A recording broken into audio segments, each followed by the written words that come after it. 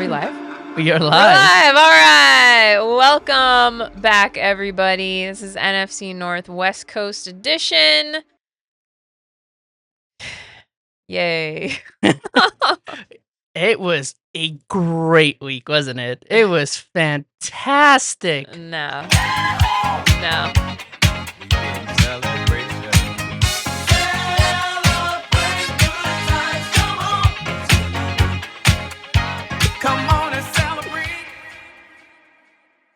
God, he probably had that queued up the moment after the Packers won. He was ready to go. Yes. Yes, sir. Alrighty. Well, we were indeed right. NFC North goes 1-3 this week. Yeah, we were spot on. Yeah. I think we were just hoping that it was one of our Yeah, teams that would be on that I mean, losing end. I had a feeling that the Bears were going to struggle this game. I mean, I honestly thought that we would be playing Lamar Jackson, so I thought that, that would be our main point of struggle, but it indeed was not, but we will get to that. Let's start off with our Thursday night game. Yes. Vikings at Chargers. So Vikings were in our hometown of Los Angeles, California, and they got the good old LA treatment. Yeah. That game was...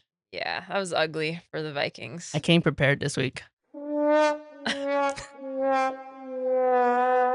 gosh, now I'm terrified to see what he's gonna queue up during the Bears talk. That was it. That was pretty much it. I used up all my set.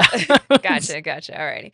Well, yeah, I mean, we knew coming into this week it was going to be a struggle for the Vikings. They have not been playing their best football with Carson Wentz at the helm. And, it did come out that he's been playing through basically a dislocated shoulder and a torn labrum and whatever else. But regardless, he was not seeing the field well. And that has nothing to do with his left shoulder. His non-throwing shoulder. I mean, it doesn't help. And he probably shouldn't have been playing at all. Yeah. So I feel like that there's some controversy on its own right there, just because if you know that your backup quarterback's injured, why don't you go to the other backup quarterback? You're going to lose no matter what. Yeah, I agree. And, I'm surprised that we haven't seen more of Max. Some people call him Brosmer. I like Brosmer because it just sounds better, but maybe it's Brosmer. He's a bro. But yeah, I mean, and we did see him, very, very small sample size in this game. But at this point, with the Vikings, they must have thought that Carson Wentz gives them the best chance to win, right? But again, he has proven in these last couple weeks of why he is no longer considered a starter in the NFL. Yeah.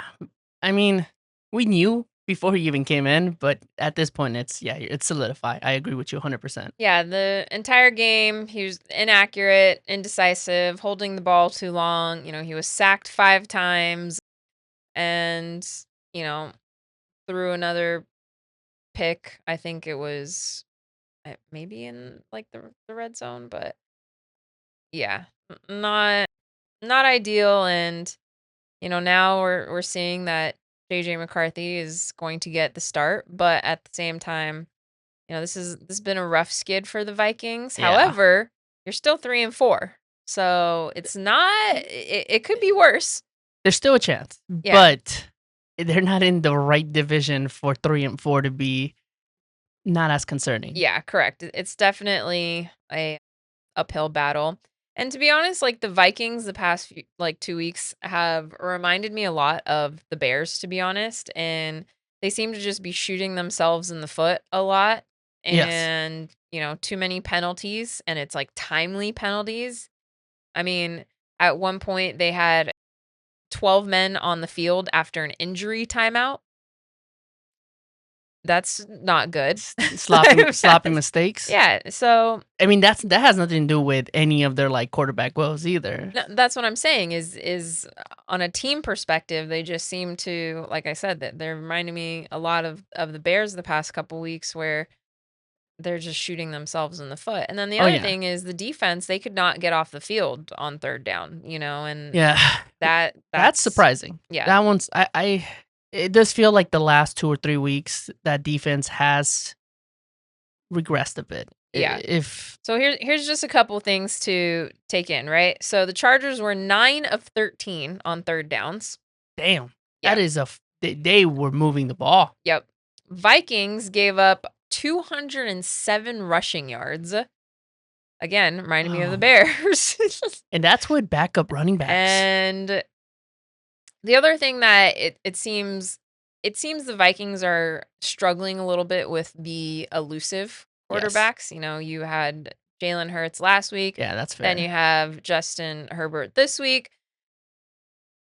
So again, yeah, like I agree with you. It seems as if the defense is regressing a bit. It is.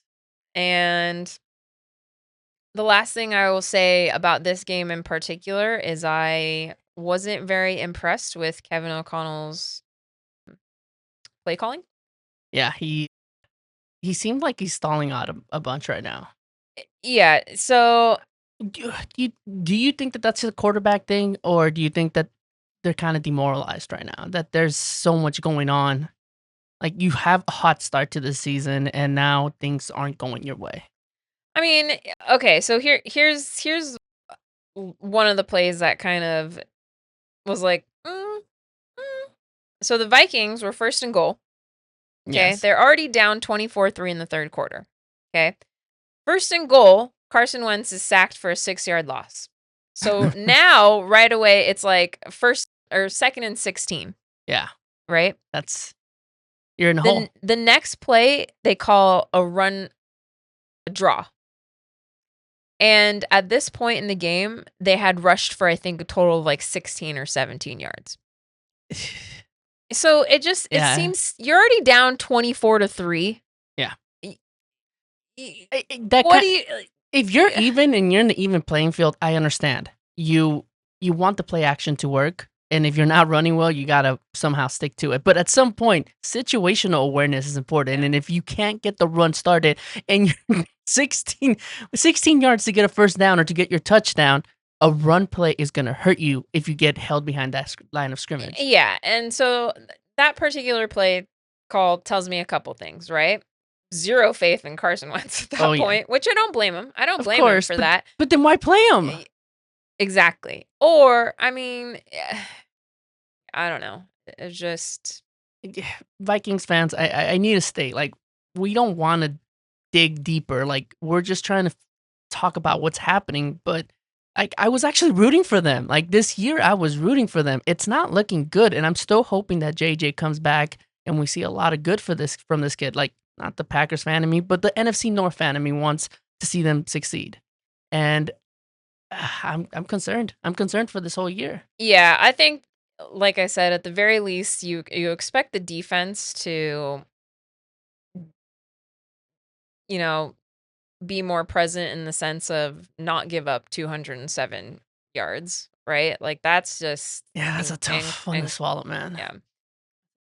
But, it's one game, Yeah.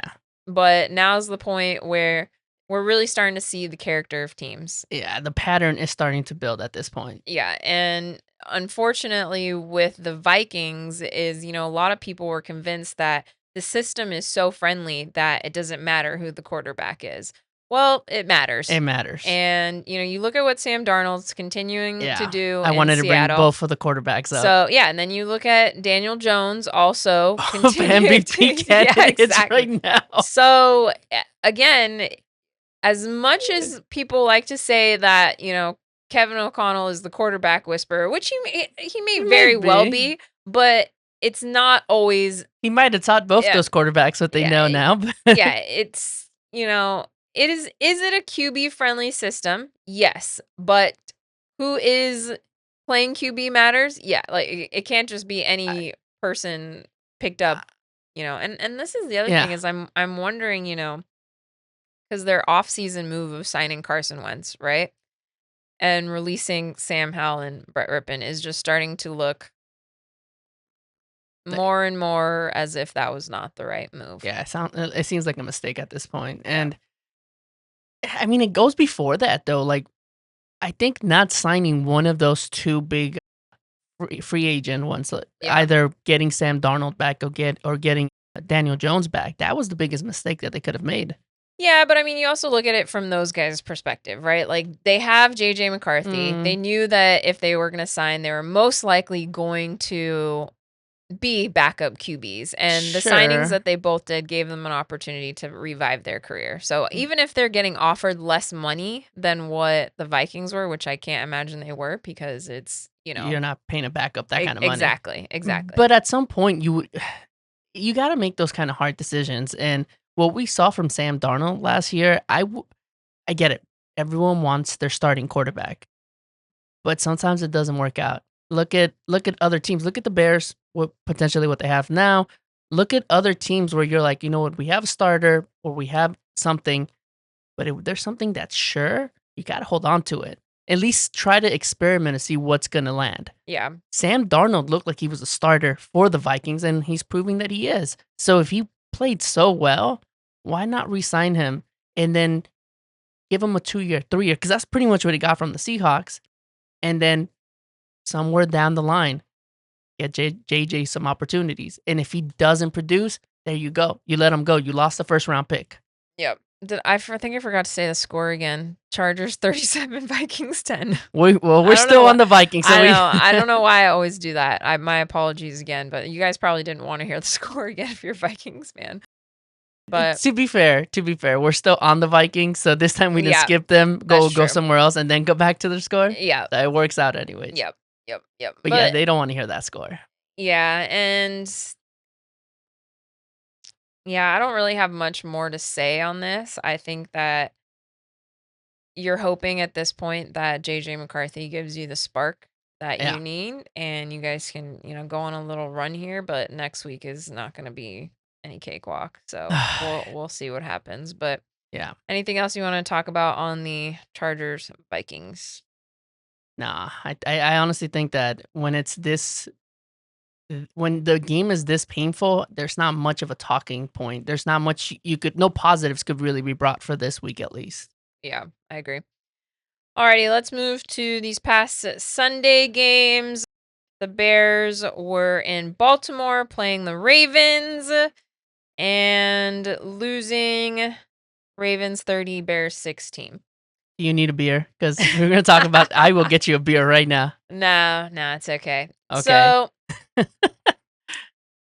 I mean, here's the thing is the score is the game was much closer than the score indicates. It seems as if, we were struggling, which we were, don't get me Yeah. wrong. Yeah. But I mean, 16-13 in the fourth, very winnable game. Yes. And, again, I had a feeling that this game would kind of bring us back to reality, which it did, which, I was low key expecting, but hoping that it wouldn't, because I knew the past couple weeks the Bears had not been playing the best teams in the NFL. And, we were finding ways to win, but they were like scrappy games. We were not playing a complete game of football.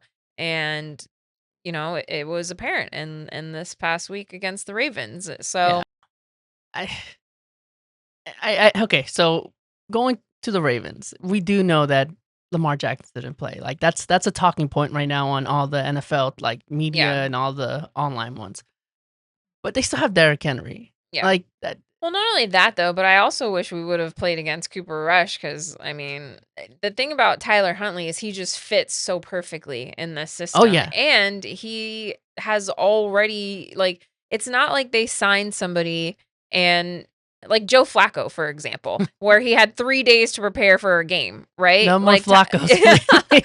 but like Tyler Huntley, he has already spent seasons with the Ravens. He Yeah. is already familiar with the system and he has a very similar game to Lamar Jackson. Yeah. So, besides where clearly Lamar is, the superior passer and has better accuracy and of course is the better runner, but they again have very similar skill sets. You don't limit your playbook because of him coming in. Correct. Versus So, another backup, you definitely limit that whole playbook. It's a yeah. vanilla Yeah. playbook. But again, of course, I figured we would be playing Lamar Jackson, so that is what it is. I'm just saying, it would have been nice to play Cooper Rush.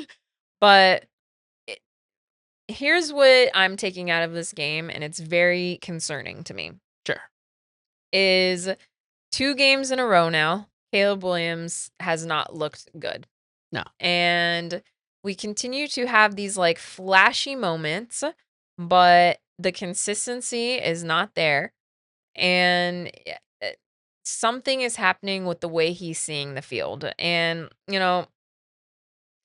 it, it- I'll take it to that one play in the fourth quarter where the Ravens are up now 23-13, and we have the ball and basically are in our own end zone. And Caleb Williams throws the interception, forcing the ball into Rome Odunze when he had Kyle Monangai coming out of the backfield to the flat. And he Okay. was wide open. Yeah. Like if you just waited a second longer, he could have hit Kyle Monangai in the flat and he potentially could have ran for a first down. I don't know if he would have made it, but he did have some space in front of him.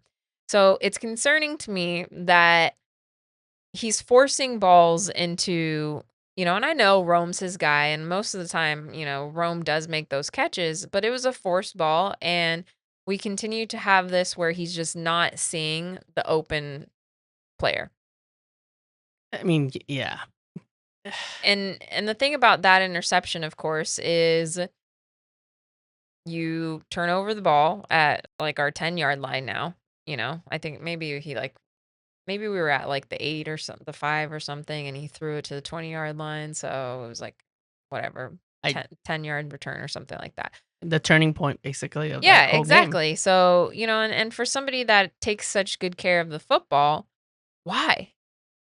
And The last 2 weeks though, there have been these careless mistakes that have turned the ball over, and this week it just finally caught up to him, and it kind of bit him in the ass at the last second. yeah. And it's like, okay, and then I'm looking at his like completion rate, right? So statistically, it doesn't look horrible. He was 25 for 38, 285 yards, but no touchdowns and the one interception that proved to be crucial in the game. The other thing is, like, we had 2 first quarter red zone opportunities, and both times we failed to Yeah. make it in the end zone. So your 2 first possessions of the game, you basically have these great drives. You go down into the red zone, and again, can't. We would have been up 14-0 at that point if we didn't settle for field goals and then make it 6-0, which is completely different. It changes the whole trajectory of the game. And again, we talked about it last week with the Vikings. That's what happens when you're not efficient in the red zone. Yes. Is you just put yourself in either bad situations or play from behind situations. Or penalties. Yeah. Penalties seem to also be haunting you guys. Don't get me started on penalties. Yep. Penalties. 11 penalties for 79 yards. Yeah. So not a clean game. No. Again, continue to shoot ourselves in the foot. And the other thing is, and I'll say it over and over and over again, it's very suspect calls again in this game against the Bears. The face mask on DeAndre Hopkins against Nashawn Yeah. Wright. This is what I'm saying is that, like, I don't understand why we can't challenge non-calls for offensive pass interference and defensive pass interference. I don't get it either. We would have got the ball back down by 1 score. And again, completely changed the game because then the Ravens go down and they score again, and now we're down by 2 scores. So it's very frustrating for It's sure. not like it'll take that much time for them to review it. Yeah, I honestly never understood that whole situation, and I feel like it's a control thing for the refs or for the NFL at that point. Yeah. I'm just not a fan. Yeah, and then they call a false start on Joe Tooney, who, I mean, you watch the replay and the guy doesn't even move. He micro moved, okay? I'm just like, what are they looking at? I mean, so it's just suspect. And of course, I don't want to put, that, I don't want to go on this conspiracy theory that the refs are trying to control the game. But at some point, there needs to be accountability. And if you can't get it right on the field, then at least allow replay to make it right for us. And I get I get. I mean, at this point, they're having these instant reviews of where the ball is being spot, right? Like how quickly they're getting that up. Like, I just don't understand maybe it's something where you only, like, are allowed to challenge in the 4th quarter or like, I don't know if it's about they don't wanna slow down the game speed. I really don't know, but it's just very frustrating to see these calls that really, hurt your When team when and call very. Well, I was gonna say when calls like these are so consequential, maybe they should be reviewable. Like Yeah, you just can't have it up to chance or have it up to whatever the ref is feeling. yeah, Because for instance, in that situation, yeah, he clearly didn't move. I mean, maybe in his head he moved. Like you remember in Incredibles where Flash, like yeah, he yeah, thinks he moved, yeah, but he did move, but you yep, can't see it on the camera. That's exactly what he saw. He's like, he moved right yeah, there. I see it. yeah. I appreciate you coming down here, Mrs. Parr. What's this about? Has Dash done something wrong? He's a disruptive influence, and he openly mocks me in front of the class. He says. Look, I know it's you. He puts thumbtacks on my stool. You saw him do this? Well, not really. No, actually not. Oh, then how do you know it was him? I hit a camera. Yeah, and this time I've got him.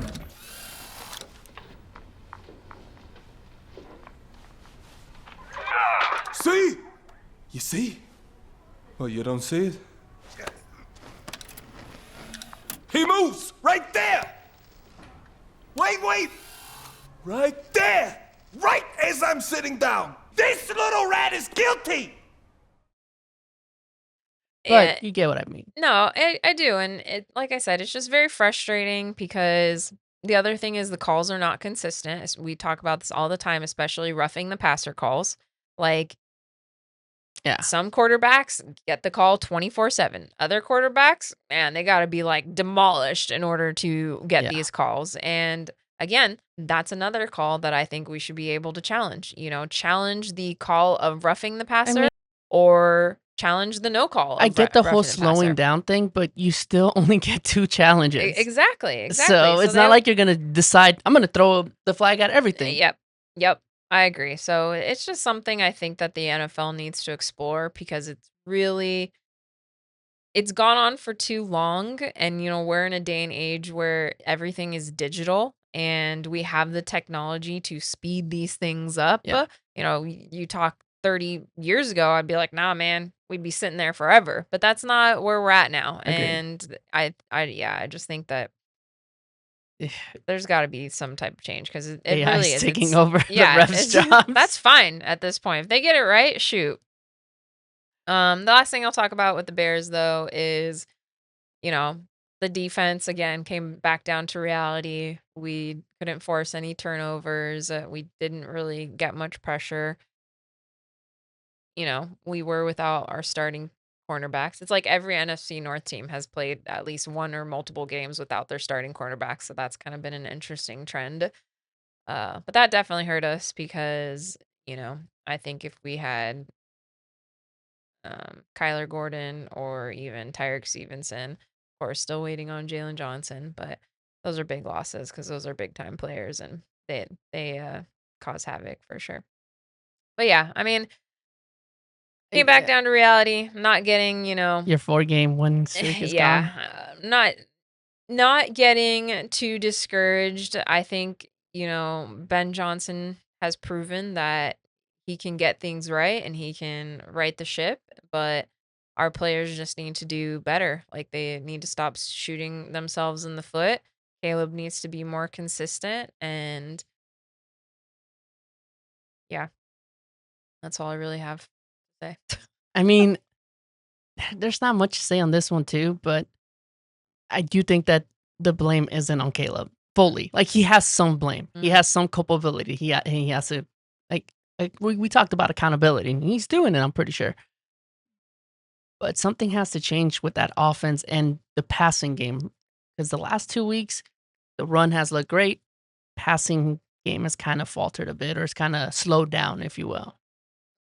I'm going to disagree. I'm going to say that, you know, from a complete game perspective, yes, I think that the defense could have played better. The special teams, like, another example, Torrey Taylor punts the ball perfectly, lands on the 1 yard line. We down it at the 1 yard line. Oh yeah. And then we get called for illegal formation, and now we have to repunt, and now the No, I'm Ravens not have trying it. to So, put the blame on him. I'm so saying that that's just one focal point. I think, like you said, it's a lot of things Nah. that cause this game to go wrong. no, but where I was gonna like disagree is I do think that Caleb is what is stalling this offense right now because Okay, so I get that. our run game has proven it can be efficient. Yes. And it's, at the end of the day, the passing game lies in the quarterback's hand. Now, if people aren't getting open, I would completely agree with you. But Rome is everything I getting- see, there are people getting open and he's just missing them or he's throwing inaccurate balls. So I think it just comes down to a little bit more of the fundamentals, getting your feet right, making sure, you're in the pocket. And if you need to step up in the pocket, step up in the pocket. There's a lot of times where he just wants to scramble and make Yeah. something happen outside of the pocket, which is great. And I love that Ben Johnson said that about him. He was, because people were asking him like, sometimes he's holding the ball too long and, it's skewing the numbers because he's out there trying to make things happen. And Ben Johnson basically said, you don't want to tame that because that's what makes him special. Yeah. And I agree, you don't want to, but at the same time, it's situational football, and you need to understand when to sit there and, scramble for 10 seconds versus just like, throw the ball away. Yeah.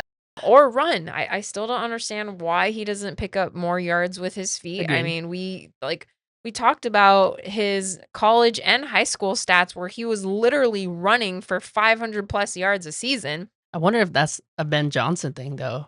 Is he telling him to slow down and think about what you're going to do before you run? That hesitation could cause them not to get the yards or the run. I mean, maybe, but even in some press conferences, like Ben Johnson has also brought that up. He has said like, it's about situational football, whether he wants to, move out of the pocket. And this is probably the same question, to be honest, whether you want to move out of the pocket and try to make something happen with your arms, or you want to move out of the pocket and try to make something happen with your legs. Like he doesn't want to, try and tame either of those. Yeah. But again, I just think that, Caleb Williams needs to grow, and that's totally fine. And it's funny because like my dad the other day is like, looks like we need to draft a new quarterback. Oh, And no. I was like thinking like fantasy? Like I was like, is Jaden Daniels hurt again? And then he was like, nope, Caleb, talking about the Bears. And I was like, gosh, dude. Slow And down. Slow yeah, down. well, again, I think it's a little bit of PTSD with Bears fans. And at the same time, and I told him this, I go, you know what, those same people were saying that about Josh Allen his first 2 years in the Yeah. league. And Same. and it's oddly enough, I did compare stats and they're very comparable. Caleb and yeah. obviously Caleb still has the rest of this year, but Josh Allen's first 2 years in the league, you were like, Yeah. dude, this guy's gonna suck, and Well, that's they- the worst thing the Bills could have done. Now, granted, Josh Allen hasn't won a Super Bowl for them yet, but They said the same thing about Drew Brees. They Yeah. said the same thing about Hayden for some time. They said the same thing about what's his name, Justin Herbert. Yeah. Like, here's the thing: people are too quick to react to what young quarterbacks do. yeah, and especially with him, I think is because it's multiple things, right? So that QB class, most of them are wildly successful right now. So there's that. So you're comparing to everybody else in this class, and then being the first overall pick, you just expect this guy to be instantly like, Yeah. yep, you're going to be the game changer. So, but again, I'm not, I still think that Caleb's going to be the guy. I still think that he will be our future quarterback, but the past 2 weeks, in my opinion, he has regressed a little bit, and you don't want to see that. You want to keep the progress moving forward. So we'll see how it comes out next We week. still got a lot of hope and a lot of faith for him. Yeah. And I think, he's had some bad weeks. It's bound to happen. He's a young quarterback. This is year 2. Yeah. So Yeah. And his like 4th offensive coordinator, by the way. So Yeah. it's again, it's it's growing pains. We yeah. talked about it in the beginning of the season. There's going to be growing pains. Yep. But we've had really good ups too. Yeah. Something that we could never have said with your previous coaches. Yeah. So I still think that the needle is trending in the positive side. One bad week. Yep. We move on. I agree. Alrighty, let's move on to the Sunday night game. The Packers playing in Pittsburgh against the Steelers. Packers came out on top 35-25. You said you were done with your sounds, Pierce. Congratulations. I didn't make any notes on this game because I just didn't want to talk about them. So this is all you. Well, okay, I did not make any notes. I just lived them. And I mean, how can we start this? This is a tale of two halves. It seems to be the Packers' MO this whole year. They start off slow, and in the second half, they come in hot. So let's start with the first quarter. We couldn't get much done. We got one touchdown. Cool. I think Jordan Love looked really good in that one touchdown. And then I feel like LaFleur got a little conservative again. And it seems to be his MO too. He's very conservative. I think he's scared that Jordan Love is going to make a bunch of silly mistakes or he's going to turn the ball over. Thing is that Jordan Love has been one of the most accurate quarterbacks this year. He has almost 70% completion rate. He has I think he's the third highest QBR and QB rating in the whole season. He's ranked in every statistical measure in the top 3 quarterbacks. So I don't understand Matt LaFleur's hesitance to let him throw the ball. You know how you said that it was, second down and 15 or 16 and they ran it? Matt LaFleur keeps on doing this, which it's one of the statistics that we have is that we're one of the best third down conversion teams in the whole league. But why do we have to even get to these third down conversions, like third and longs? Because he keeps on doing dumb plays and second downs. Yeah. Anyways, so yeah, we aren't able to score too much, and we start. He had a lot of missed field goals. I didn't want McManus to come in. I didn't want him to be our kicker. If he's injured, don't bring him back. And Rich Bisaccia is the stupidest. He's the stupidest fucking dumb. I'm gonna bleep everything, but he's the stupidest, dumbest, most expensive, dumb coordinator in the league. He gets paid $3 million, which is what some coaches make, and he can't do shit right.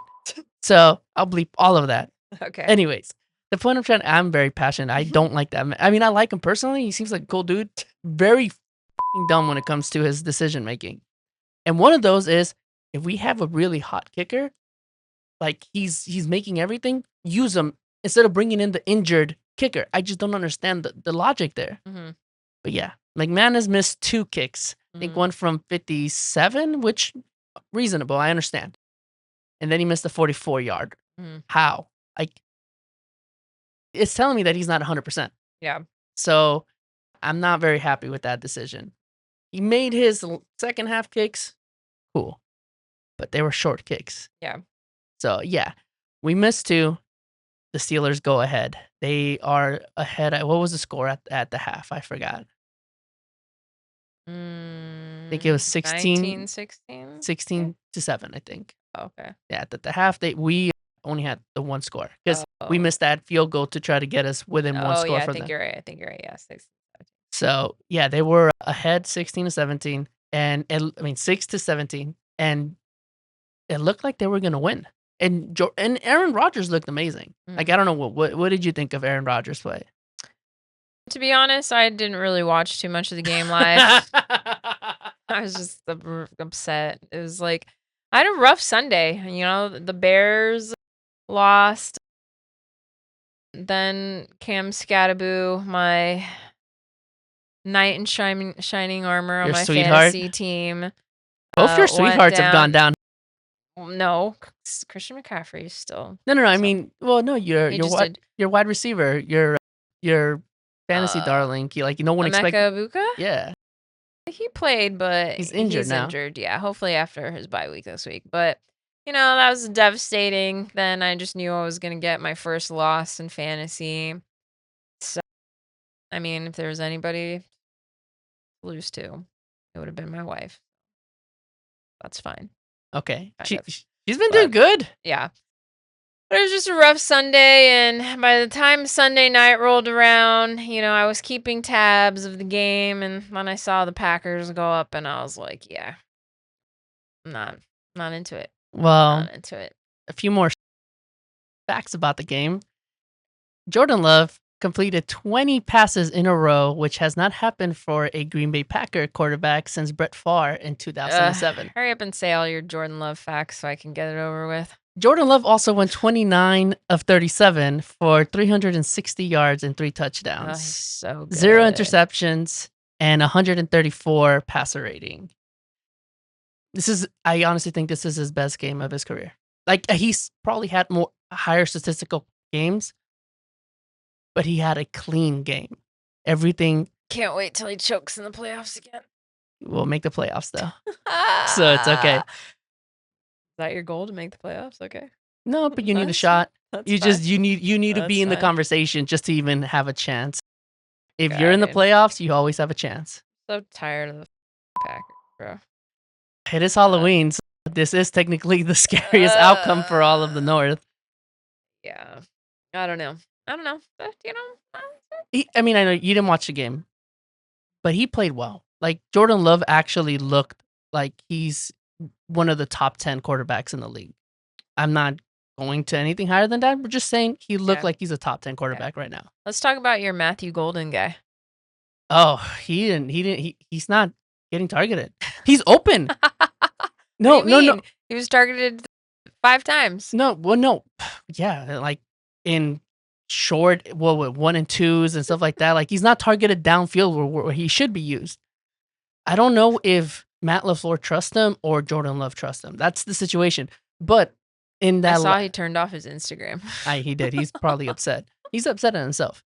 But in that last, when we kicked the field goal at the end to go up by 10 points, he was wide open. And if Jordan Love sees him, that's the easiest touchdown he's ever going to get. And if you look at all the alternative views that you get on for the NFL, Yeah. he's always open. He's never thrown the ball to. Like, I think there was a statistic that he's one of the top wide receivers, like, that's just wide open. Why do you think that is, that he never gets the ball thrown? I think that Matt LaFleur is scared of throwing the ball deep now.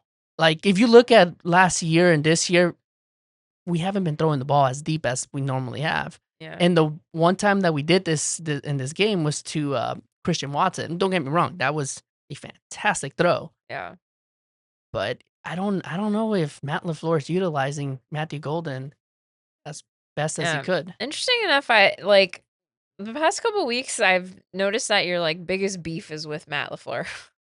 I love Matt LaFleur, but I'm gonna be critical when I see something that's messing this team or bringing this team down. And I think this year Matt LaFleur has gotten his own way. Mm. I think that he's a unique and a very clever and great offensive coordinator or offensive-minded coach. I'm never going to disagree with that, and I do want him as my coach. But I do think that he needs to slow the brakes down on holding Jordan Love back. I mean, it's interesting to me because you're winning football games. Of So course, yeah. why We were winning football games with Mike McCarthy, and I'm never going to say that they're the same. Mike McCarthy pisses me the hell off. But Matt LaFleur needs to get to this point where Jordan Love is 27 years old or about to be 27 years old. He's, like you like to say, he had years behind Aaron Rodgers, so he can't be considered a rookie. We cannot consider him that this is the 3rd year or whatever. Yeah. He's older. Mhm. So he's had a lot of experience. And yes, he's going to make dumb decisions. It comes with the territory of being a quarterback.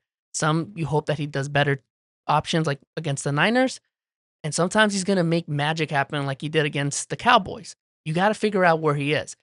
But you cannot live in fear for the rest of his career. You have to figure out, okay, he's 27. He's an adult now. Let's make some big decisions. But what the fuck is 3rd and 8 and he does bubble screens, or 3rd and 9 and he does a halfback screen? Like, what are you doing? Like, you have one of the deepest hands. Like, he's got a strong arm. Utilize it. And that's where I'm like, I think Matt LaFleur is getting in his own way because he has more creative play calling. Not doing it. I mean, again, it could just be these last 3 weeks. It could be. But when you have this much talent on the field, you would expect not to lose to the Browns the way they did. You would expect not to get in your own way against the Cowboys. You would expect all these things, and I think he needs to fix that if we're gonna make a deep playoff run, or if we're even gonna make the playoffs. You don't know Yeah. in this division. So, yeah. Yeah. But a few more facts. Hurry up. On I'm gonna call it National Tucker Craft Day because on National Oh. Tight End Day, Tucker Craft had the best game in the whole league. Yeah. Tucker Craft had a career game, Mhm. and I do feel like us winning this game and being able to change trajectory of how the Steelers were going away with this game had a lot to do with Tucker Craft. The dude could not be stopped. Like he looked like a younger Travis Kelce, maybe not to the extent Travis Kelce's elite, but he looked like that. He could stop, he could move fast, he could push anybody off. He made Darius Slay look like he's like a little kid. He just pushed him away, and I thought that was Yeah. fun. But he had 2 touchdowns, 160 yards, something in that ballpark or something like that. Let me check. I want to be accurate with this. Oh, sorry. 7 receptions, 142 yards, 2 touchdowns, 159-yard catch, and a run that pretty much flipped the momentum of the whole game. So, I love Tucker Craft, and I'm so happy that he's ours. I think he's our number 1 receiver at this point. Interesting. So I we mean- have 52 number 2s and one, And one number one. and that's Tucker Craft. Nice. All right. Well, anything else you want to talk about in this game? Any other facts you want to throw Fun out there? Rashawn Gary had 2 sacks in this game. Okay. He looked good, but he looked good because of Micah Parsons being doubled. And then in last game, I get it. He was doubled sometimes, but it was inconsistent. In this game, he was doubled the whole time. And it looked like anytime Micah Parsons was in the center, Aaron Rodgers wanted to throw the ball away immediately. Mhm. And he would throw the ball away within like a second. Like he wouldn't wait for anything to develop because he was afraid of Micah Parsons. I don't know if he's aware that his line isn't good enough to stop that, or he just doesn't want to die at 40 years old. I mean, I get him, and my back aches all the time. So he's like, I'm making an executive decision. I don't want to die. Yeah. But yeah, Micah Parsons himself had a decent game. He had a lot of rushes, a lot of pressures. I think he only had 1 sack though, so it is what it is. Hmm. But he looked good. He looked so good that Aaron Rodgers went up to him and he said, "Hey, you should buy my house." Like I guess Aaron Rodgers has been trying to sell his house in Green Bay for like Oh. 6 years or something like that. And I think he was trying to tell him, he's like, "Hey, you're good enough. Like you should buy my house." Yeah. Yeah. Because nobody wants to live in Green Bay. I don't know, man. I just think no one wants to live in that house. Nah, nobody wants to live in Green Bay. Let's just face it. Who is moving to Green Bay? Grossi Posse. Tom Grossi Posse moved from New York to Green Bay. So I mean, All right, 1 person out of billions. there's not that many people in the town, but people that Yeah. live there love it. That's because they're born there and they know nothing else. I don't know, man. I'm not gonna diss them. Like they love their life. Nobody's moving to Green Bay. You can't convince me I otherwise. think they're cool with that. No one's they're like house prices up. Everything's cool. They love what's going on there, Yeah. and they own their own team. I think they love it. Okay. Nobody's moving to Wisconsin. Let's just face it. A lot of people are moving to Wisconsin. Maybe not Green Bay, but a lot of people are moving to Wisconsin. All right. We'll pull up the stats. All right. I'm like, I do not want to go sense. Let's. All right. Well, let's do a quick recap of the current NFC North standings. So Packers stay on top, 5-1-1. Lions second, 5-2. Bears third, 4-3. Vikings fourth with a record of 3-4. So interesting that as we progress in the season, the week 1 game between the Lions and the Packers is looking sweeter and sweeter for the Packers because Yeah, and you it's know- it's seems to be the most consequential one because it's the tiebreaker so far. Yeah, absolutely. And of course, it you would think that a week 1 matchup would have been in favor of the Lions, but, you know, it was in favor of the Packers because one, the Lions offense just did not look on the same page that week 1. Again, I That's their credit own doing. That's yeah, I also credit it to, having new coordinators. That's makes life more difficult. Yeah, but that's why you play your players in the preseason because you have new coordinators. They need to get the reps. They need to get their own things. No, I agree with that. But again, it's always going to be like I think it may have been a little bit smoother transition, but you still need that transition into Of course, regular season, but they pace. probably could have won that game. You never know. Yeah. But it's just an interesting, the NFL works in mysterious ways, and it's funny how, they play Bears Vikings week 1 and Packers Lions week 1. So, They did that on purpose. interesting enough, yeah. You guys, so I feel like we're the only ones that haven't faced that many of our own division rivals. Because you guys faced the Lions, you faced the Vikings. The Vikings, I think, already faced the Lions, if I'm not mistaken. I could be wrong. No, the Vikings are going to be playing the Lions Okay, next week. okay, there we go. And Or, then I'm the sorry, this week. the Lions faced you guys and us. So Yeah. we've only faced the Lions. Yep. And then, yeah, that's pretty much it. I think we face them at Thanksgiving, though, if I'm not mistaken. So that's going to be a very consequential game, too, Yep. because that might decide the North. There's a chance. Well, yeah, let's look into what's coming up this Sunday. So we have the Bears playing in Cincinnati against the Bengals. We have the Vikings playing in Detroit against the Lions. So there's your interdivisional matchup there. Vikings Lions, first time they're playing this season. And then we have the Packers at home against the Panthers. So interesting matchups. Curious to see how JJ McCarthy does in his return, playing against the Lions. That's not going to be an easy matchup for them, especially playing in Detroit. Wait, Hutch?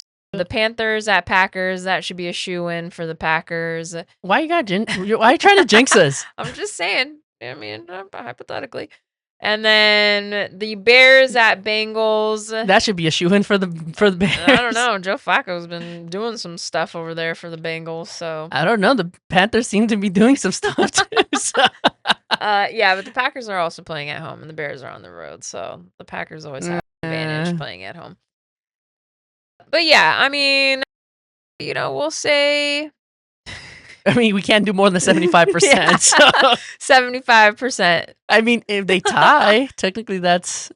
Yeah, I think that still counts not 100%. I think it would count like Yeah. 85% or something. But for the first time in a couple weeks, the entire NFC North is playing. We've all had our buys in the Yeah. past couple weeks, so exciting weekend coming up here. And I think that I hope the Bears get on track offensively, and hopefully we can get to Grandpa Joe. That's what you made a mistake. That's what The I va- called them, Old Man Joe or Grandpa Joe, and he burned I us. mean, it is though, but I mean, I don't know. I respect grandpas. It wasn't a diss. It was just like he's an elder. That's all. I don't know if I respected him, but he whooped us. Well, I've always liked Joe Flacco though. I really don't mind Joe Flacco. I like him too. Did you hear the song that I put in? The Joe Flacco song? No, I didn't. No, I just haven't had a chance to be Well, honest. there's a Joe Flacco song in that episode, and I didn't even know there were songs out there made out of him. It was in the that's the one that got us flagged for Viva Loca Oh, really? because they had the boy. background in that. I'm like, ugh, Ah, they're so dramatic. they are. Anyway, another interesting thing about the games is they are all morning games for us on the West Coast, afternoon games for, those on the East Coast and Central Time. But yeah, they're all going to be playing at the same time. So definitely we'll have to be flipping back and forth between all of these games. But I think the NFC North goes 75% this week. Who gets the loss? Either the Vikings or the Lions. In my opinion, They could probably the Vikings. If I'm I you know. am gonna be going 50%. 50%. Okay. I'm going 50%. All right. So you're saying the Bears are gonna lose? Got it. Nah, I'm not saying anything. I'm saying Oh, that's fine. 50%. That's fine. That's fine. But yeah, I think at this point, I'm just scared that you jinxed us. So it might be us. Who knows? I mean, Bryce Young would have to have a career day. He's been looking okay. He's Yes, but okay. he's still Bryce Young. They just I don't know. I feel like they really lack offensive weapons and Titans offense. But I don't know. Maybe Calvin Ridley will also have a career day again. We'll see. Joe Flacco can't do anything. I don't think he's gonna be able to score on you Yeah. guys. He's gonna. I don't know. Listen, Jamar Chase and T. Higgins, and now Chase Brown. I need to say anything scary that I combo. can to get Jamar Chase to get 3 or 4 touchdowns. I'm Scary on a combo, 3-game for sure. losing streak in my team. Rough. Anyways, Alrighty, should we get into the fun fact? Cue up the fun fact here. yeah, let's do it. All right. Fun fact of the day.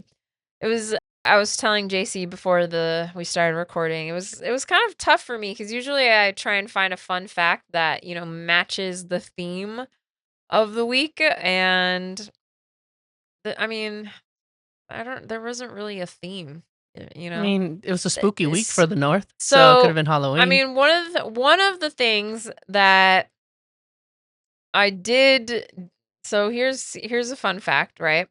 So I did want to know when the last time a veteran QB beat the QB that replaced them on their original team, Ooh. right? So the last time it happened was in 2021 when Tom Brady beat Mac Jones. Tom Brady was with the Buccaneers at that point, and Mac Jones was on the Patriots. There are some other notable ones. This is not my fun fact, by the way. This is like a side facts. The other one was Brett Favre beating Aaron Rodgers in 2009. At that time, Brett Favre played for the Vikings, and obviously Aaron Rodgers. We played don't for speak about that. for the We don't Packers. talk about that. And another honorable mention was in 1994, Joe Montana, who was playing for the Chiefs at that time, beat Steve Young, who replaced him on the 49ers. Forget So, that. couple. Yeah, I know that. I Joe mean, Montana I played for the Chiefs. Yeah, wow. damn. But my real fun fact of the day, because I wanted to make myself feel a little better, and so I wanted to know when the last time a rookie quarterback who started their entire rookie year led his team to the Super Bowl, right? Because if you look at our teams right now, JJ McCarthy did not start his entire rookie year because he was injured. Jordan Love was learning behind Aaron Rodgers, so he did not start his entire rookie year. And then I honestly don't know if Jared Goff started his entire rookie year. I would assume so because With the Rams. he was drafted 1 overall, if I recall. What year was that? Don't ask me. He's been in the league for a while. Yeah.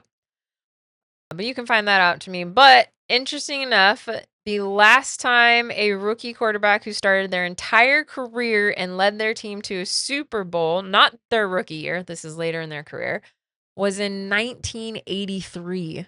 And that was Dan Marino with the Dolphins. Damn. That's a long time ago. Yeah. But now that I'm looking at it, it said he didn't start his entire career. He started 9 of 16 games. Wait, so he mine didn't win the isn't even- Super Bowl though, right? No, lost No. the Super Bowl. Yeah, he lost the Super Bowl. Yeah. So there He have never won a Super there have Bowl. been others who, maybe have played a couple games.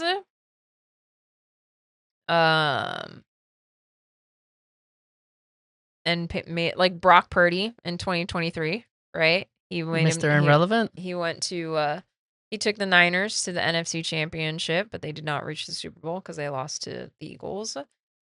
But there's been a couple others that they made playoffs, especially in their rookie year, but did not make the Super Bowl. So like Joe Flacco, Matt Ryan were both rookies that made playoffs. Mark Sanchez, 2009. The butt fumble? Yeah, I don't know. Yeah. He had a good year. He just got arrested. Yeah, He was like stabbing people. Now that's a fun That'll fact. do it. That'll do it.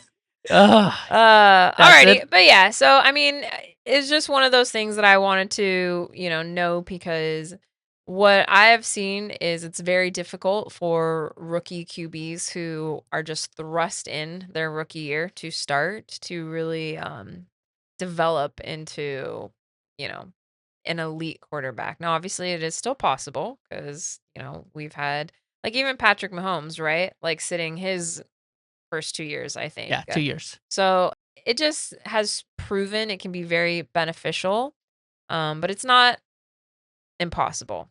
Yeah. So it's just a little bit So it's like, more do you difficult. throw the quarterback to the wolves? Because there's a Yeah. reason why they get a draft so high. It means you don't have the infrastructure to help them thrive. Yeah. Or do you sit behind? Yeah. I mean, yeah, I think Caleb is definitely in a better situation than most. Not last year, but I think This year, for sure. this year he is. So, we'll see Elite what happens. coach, Yeah. good defense, better line than last year. Yeah, the line's been looking good. Yeah. I don't know.